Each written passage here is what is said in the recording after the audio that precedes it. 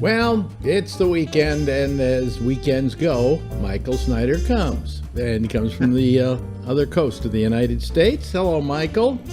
Hi, Alex, and greetings from Los Angeles slash Hollywood. And it's another weekend, and we have more movies lined up, and maybe we'll get to some TV talk.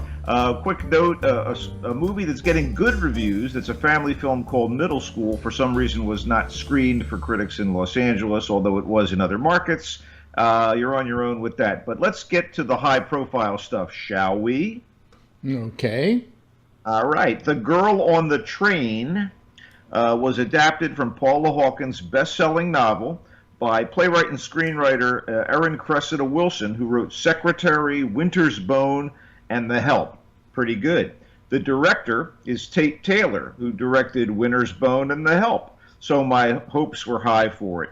And I was really intrigued because it's a thriller, which I love. And it has time shifts and red herrings and wintry upscale suburban settings, but it's less than the sum of its wonky parts. It concerns a troubled woman, I guess the titled Girl on the Train, who rides a commuter train in and out of New York City every day and begins obsessing on people she sees in a couple of homes that the train passes on each ride back and forth. And then something disturbing happens that she sees and that compels her to get more involved with the people she's been watching. Emily Blunt plays the woman who's on the brink and tumbles into danger and dissipation. She's very, very good. Justin Theroux, Edgar Ramirez, some lesser-known actors, including Haley Bennett, Luke Evans, and Rebecca Ferguson, play the people that the Blunt character watches, and you get the inescapable Allison Janney as the police detective who tries to unravel a mystery and possible criminal doings that may or may not involve all of these people. I mean, Blunt is terrific, as are most of the cast members, which also include Laura Prepon from Orange is the New Black and that 70s show as the woman's roommate, and Lisa Kudrow, of Friends and the rest. There's another commuter on the train, but the overall effect is kind of overheated and half-baked at the same time. It's not bad, and it has some tension and a couple of interesting twists, but it's more something for a Saturday night on the home plasma screen than a must-go cinema event. And the denouement didn't really shock me. This train ride was an initially promising journey that ends up at a less than satisfying destination. You see what I did there? Anyway, with the talent involved, it has to be deemed a disappointment.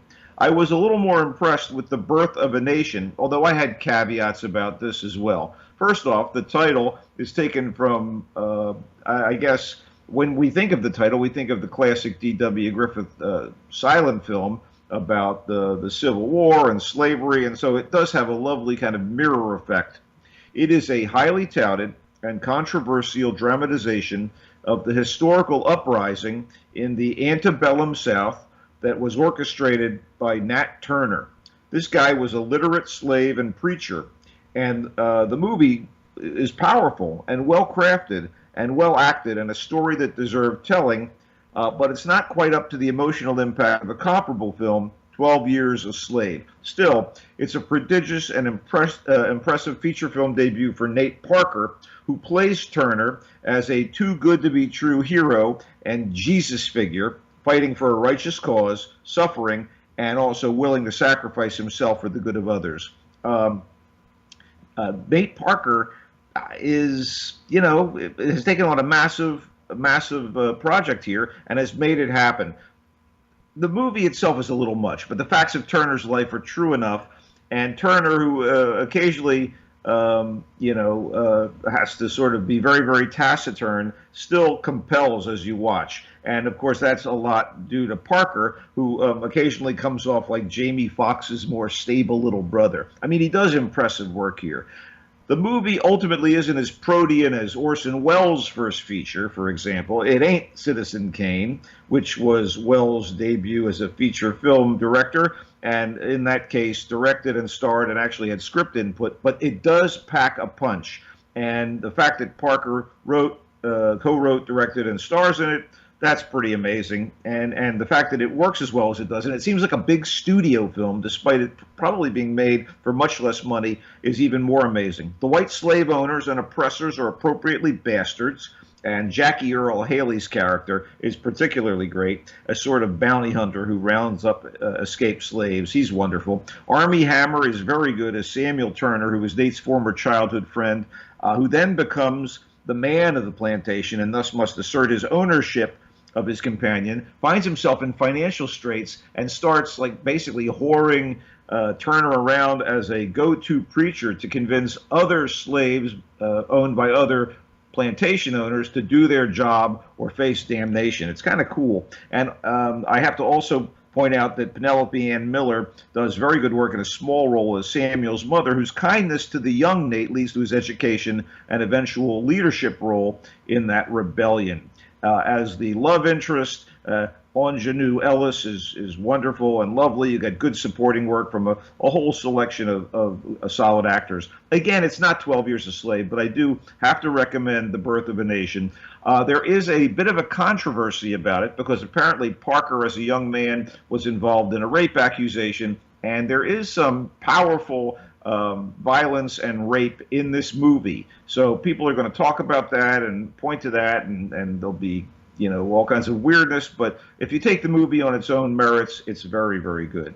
Okay, Blue Jay is a very intimate drama about two former high school sweethearts, very well played by Mark Duplass, one of the Duplass brothers who have made wonderful mumblecore and indie films, and Amanda, the former sweetheart, played by Sarah Paulson, who's an award-winning actress we all know from things like American Horror Story and various films she's made. So these guys have not been together, haven't seen one another in 20 years, but they encounter one another at a grocery store in their little town in Crestline, California. His mom has just died, and so he has to deal with like the real estate issues of what do you do with the house, what's he going to do about that, and she's visiting her sister who happens to be pregnant. So it's very intimate. They start to talk, and then everything starts bringing back the past, and we see how they interact about it, what they talk about, you know, how things have changed between them. And I thought it was very, very sweet and very, very engaging. Kind of like sitting in or eavesdropping on a conversation between two people who are at crossroads in their lives and that are kind of regretting some of the decisions they made. I have to say, I enjoyed it. It was written by Duplass and directed by Alexandra Lehman.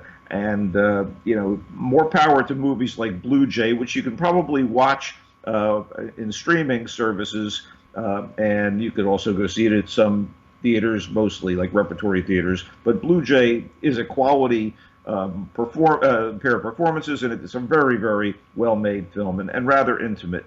And so I give it a big endorsement.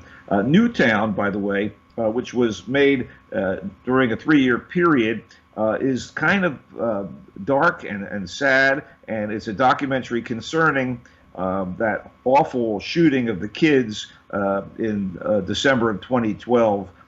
It's oh man, it's tough to watch, and yet, you know, we see the community that's been ripped apart, and we have to kind of empathize with them, and it's brutal to watch, but it's kind of gratifying to see everybody kind of coming together and trying to recover from what was one of the ugliest and most horrifying mass shootings that I've ever encountered or heard about. And so from that standpoint, and seeing, you know, the indomitable human spirit trying to bounce back from this thing, it's worth watching Newtown. You know what it's about. It may be a bit much for you, and if that's the case, don't bother. But I do want to give kudos to the director who did a wonderful job, Kim Snyder, no relation. And, you know, it's something, it's a piece of history, very, very sad and very, very upsetting. But nonetheless, Newtown tells a story that, you know, eventually ends up being a positive, uplifting thing. And there you go. That's the bulk of things as far as new movies. And what are you watching on TV, buddy? Nothing. Zero? No, I mean, the usual stuff, you know. I saw. Are you glad? What? Are you glad that The Flash is back? Actually, it wasn't that good. So, you know. Kind of rebooting their little universe with some sort of hand-wavium. Why reboot it? It was fine the way it was. They rebooted Arrow too, but at least they rebooted it slightly better than Flash did. I think those shows are getting a little long in the tooth. Are you aware that The Fall is back in the UK? Yes. The Irish, the Belfast drama. And I'm aware of it because I don't watch it. Aha. Okay. But girlfriend does. So whatever. It's obviously not your cup of tea, but it does feature a pretty great performance by Gillian Anderson as a cop in Belfast, and as a rapist and murderer that she has is sort of her Moriarty, her main.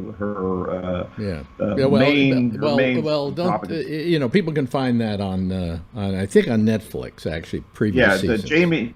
It was Jamie Dornan, the guy from 50 Shades of Grey. It was his sort of first major role. Yeah. So. And let me see here, and that's about it. I don't nothing. Hooten and the Lady.